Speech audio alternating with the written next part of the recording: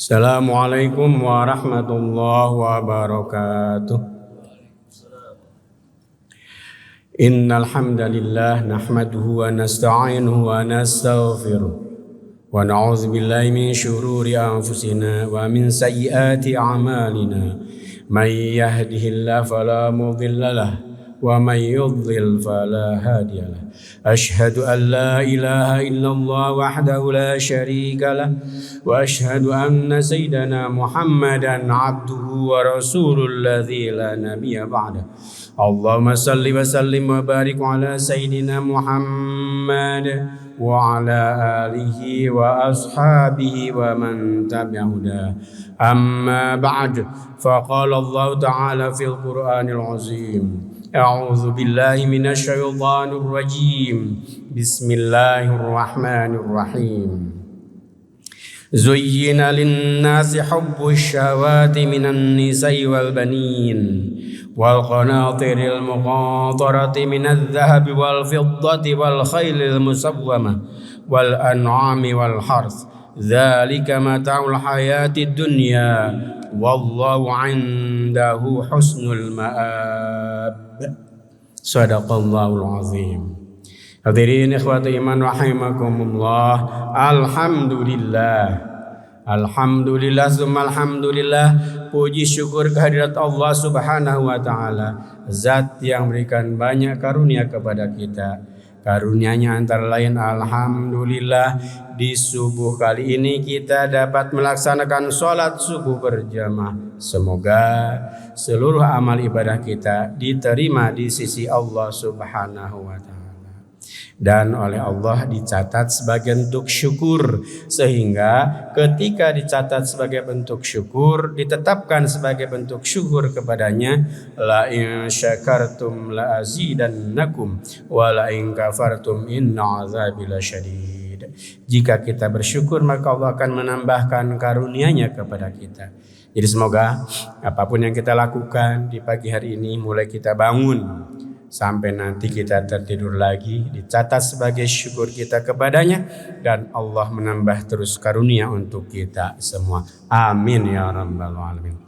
Sholawat beserta salam mari kita sama-sama minta kepada Allah agar dicurah limpahkan kepada baginda mulia Nabi kita tercinta, Habibana wa Nabiyyana Muhammad,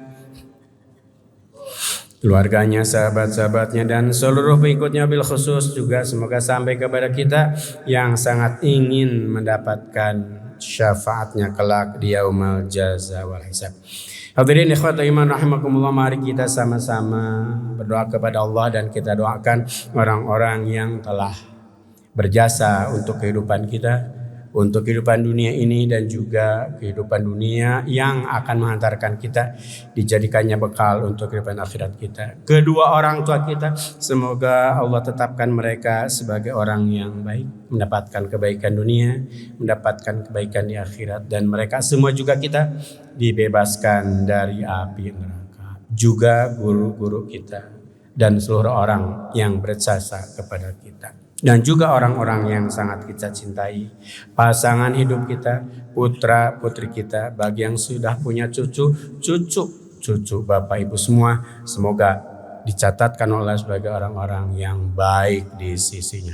Ikhwati iman rahimakumullah, Allah Subhanahu wa taala berfirman dalam Al-Quran surat Al-Imran ayat ke-14 yang dibaca di muqaddimah tadi, bahwa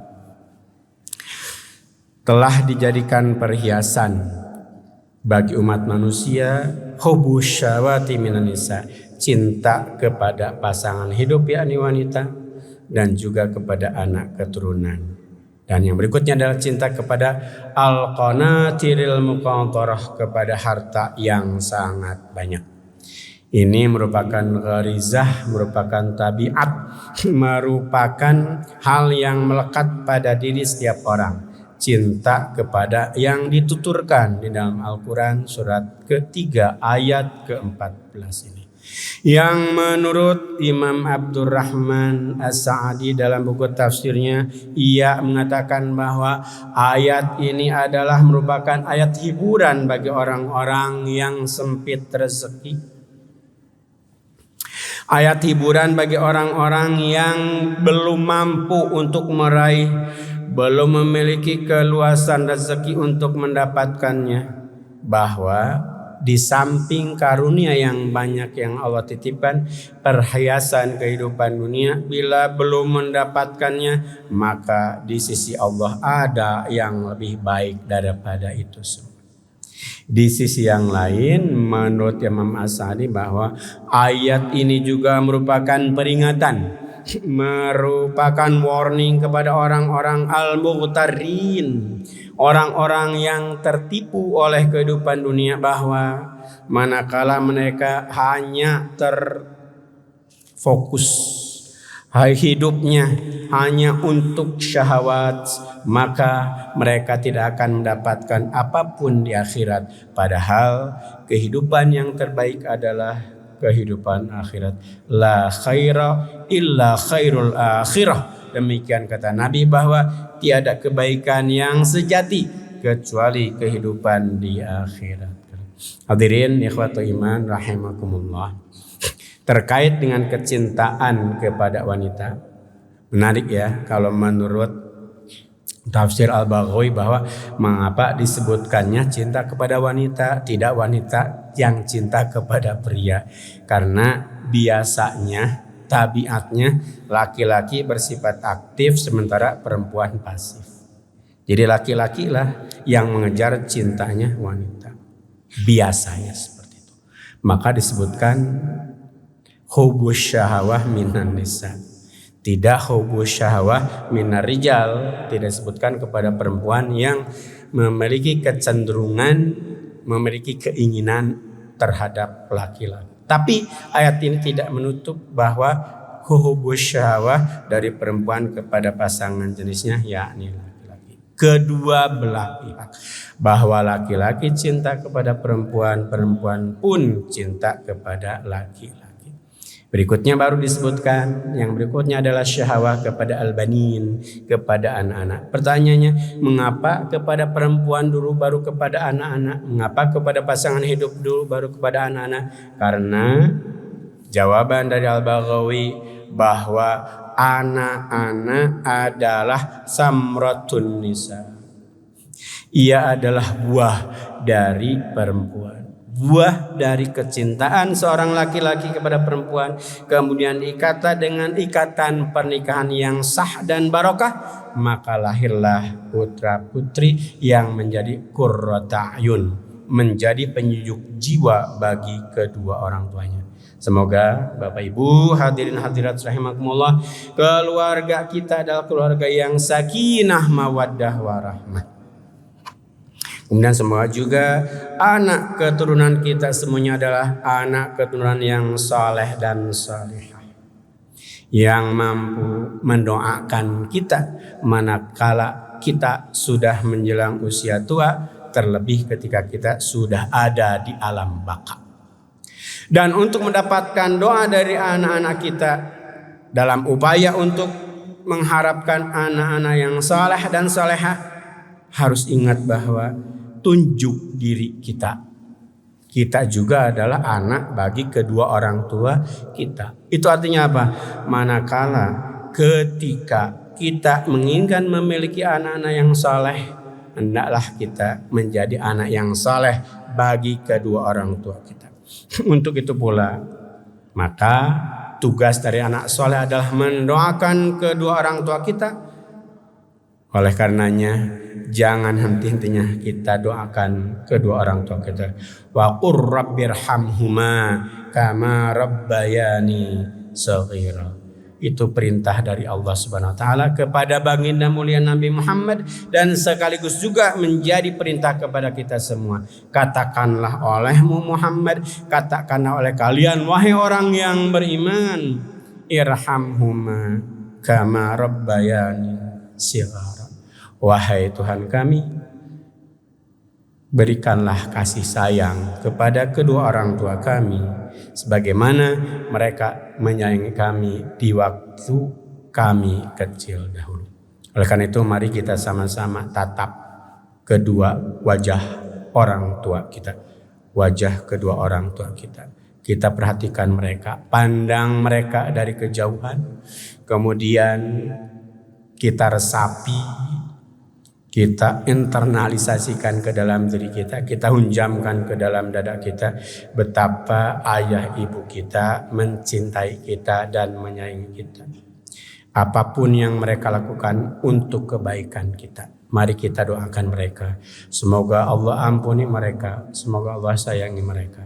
Mereka yang masih hidup semoga usianya berkah. Dan bila di antara kedua orang tua kita atau salah satunya telah dipanggil oleh Allah Subhanahu wa taala, semoga mendapatkan nikmat kubur, dapat karunia dalam barzakhnya, dan kelak di yaumul jazal hisab dibangkitkan beserta para syuhada, para salihin, dan juga para nabi Allah Subhanahu wa taala. Hadirin ikhwatu iman rahimakumullah. Berikutnya adalah di samping kecintaan kepada pasangan hidup, kecintaan kepada anak, yang menjadi tabiat manusia juga adalah kecintaan kepada harta yang banyak. Al-qanatiril muqantarah, harta yang banyak. Di dalam tafsir Al-Baghawi dijelaskan bahwa menurut penuturan Ibnu Abbas antara lain, dan juga banyak kalangan mufassir dari tabi'in dan juga dari beberapa sahabat menjelaskan bahwa al-qanatiril muqantarah bila dikonversi kepada an-nuqud atau kepada uang, kepada alat tukar, ia adalah kurang lebih sekitar 1.200 dinar. 1 dinar kalau dikonversi ke kambing itu 1.200 ekor, 1 kambing ya 1 dinar. Jadi 1.200 ya 1.200 kambing. Kalau dirupiahkan 1 kambingnya 3 juta, 4 juta, banyak ya. Al-qanatiril muqantarah, kurang lebih seperti itu. Dan uraiannya disebutkan di potongan ayat berikutnya, minadz-dzahabi wal fiddati wal khailil musawwamati wal an'ami wal harth. Ada 5.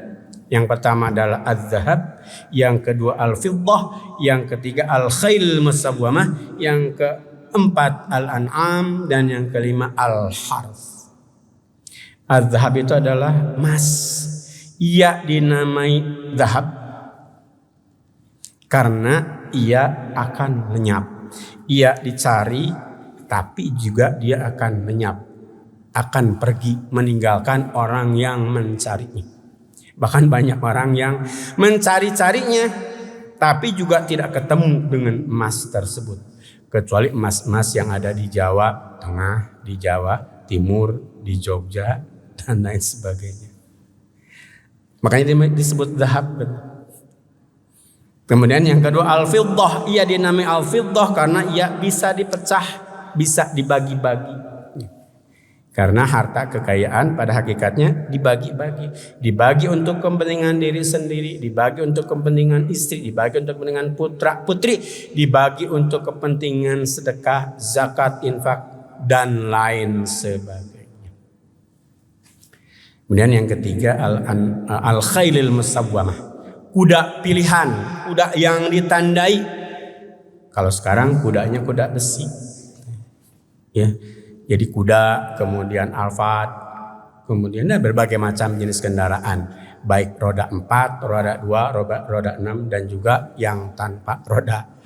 Seluruh kendaraan merupakan kecintaan bagi umat manusia. Bahkan tidak jarang orang yang tidak butuh, tidak memerlukan, tapi untuk syahwatnya ia mengoleksi bukan hanya mobil untuk kendaraan, akan tetapi untuk kepentingan hobi.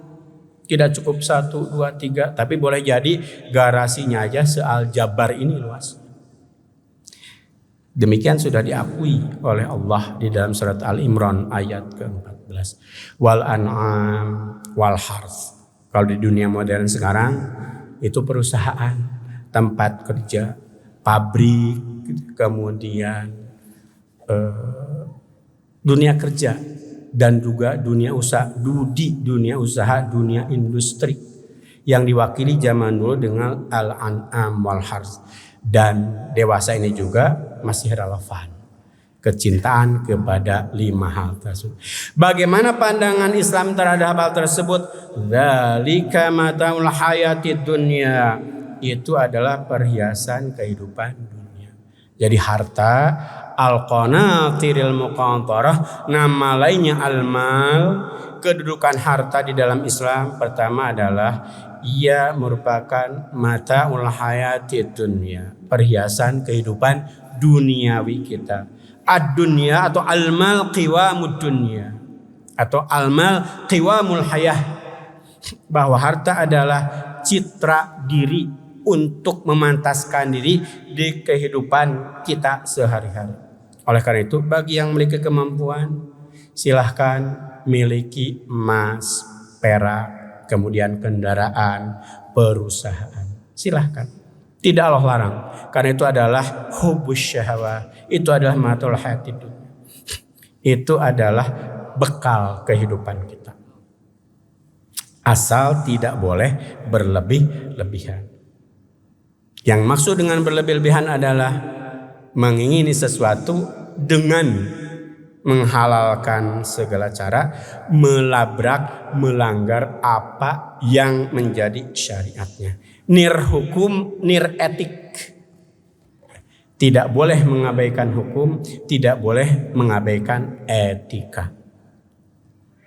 Misalnya mengabaikan hukum. Kita diperbolehkan untuk mendapatkan apapun kehidupan untuk kehidupan dunia berupa harta kekayaan, tapi tidak boleh dengan cara batil. Di dalam surat 4 ayat ke-29 Allah berfirman, A'udzubillahi minasyaitonirrajim. Ya ayyuhalladzina amanu la ta'kulu amwalakum bainakum bil batil illa an takuna tijaratan an taradim minkum. Wahai orang-orang yang beriman, janganlah kalian memakan harta di tengah-tengah kalian. Memakan harta di sini termasuk adalah kegiatan ekonomi, konsepsi, produksi, distribusi, juga konsumsi. Yang dimaksud dengan la ta'kulu amwalakum bainakum bil batil, tidak boleh dengan cara batil. Apa cara batil itu? Antara lain digambarkan di dalam Al-Baqarah ayat ke-275, 276. Wa halallahu al-bai'a wa harrama riba. Allah telah menghalalkan jual beli, ia mengharamkan riba. Oleh karena itu tidak boleh kita mengumpulkan, mendapatkan harta kekayaan, bahkan menumbuh kembangkannya melalui jalan riba. Karena apa? Wa harrama riba. Allah telah mengharamkan riba. Dan apa dampak dari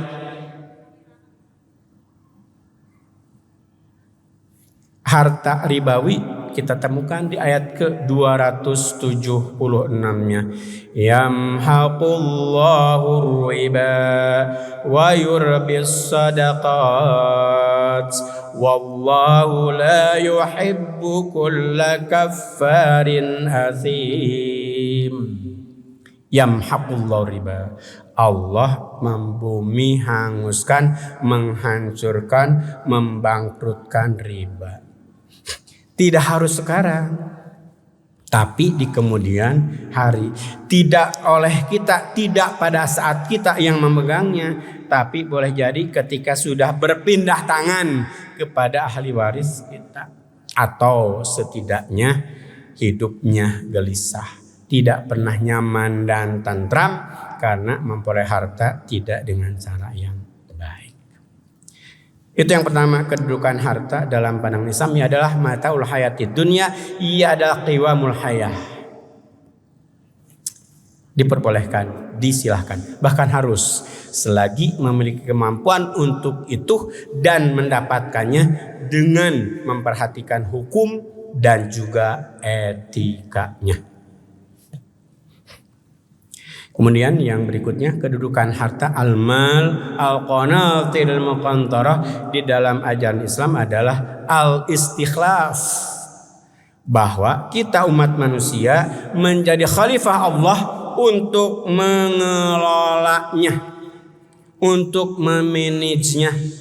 Silahkan lakukan perencanaan, lakukan pengorganisasian, silahkan lakukan pelaksananya, dan juga jangan lupa evaluasi harta yang kita miliki atau harta yang ingin kita miliki.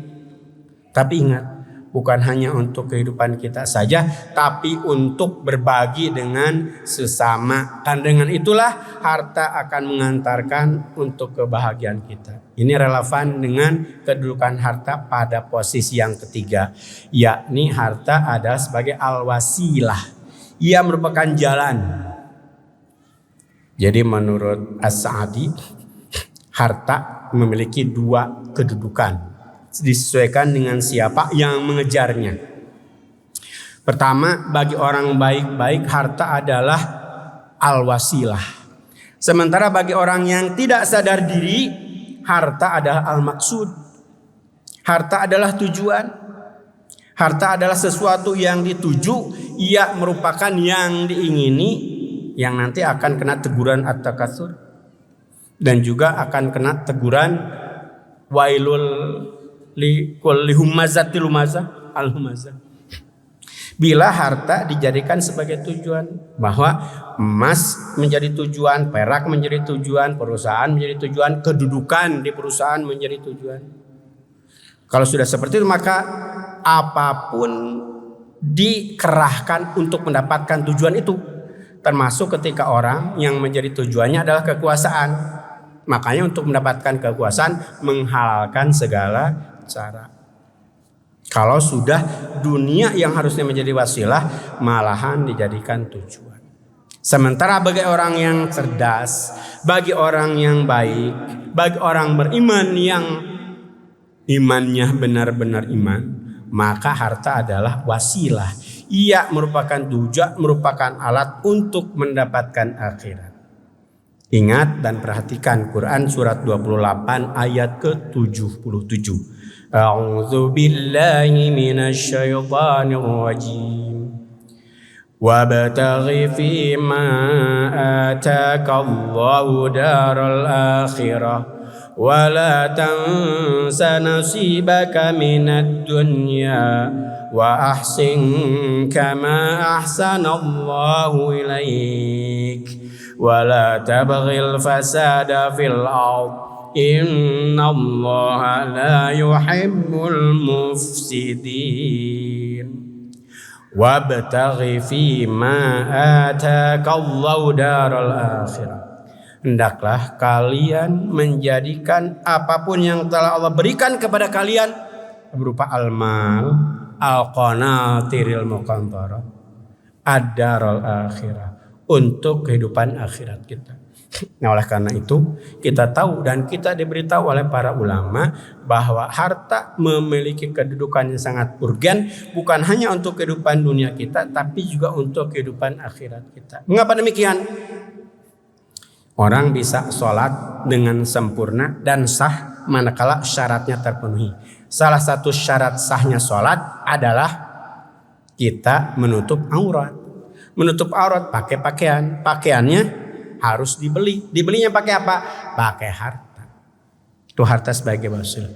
Orang ingin haji, ingin umroh, butuh uang 20 sekian juta, 30 sekian juta, 50 sekian juta, 100 juta untuk haji. Dengan segala macamnya.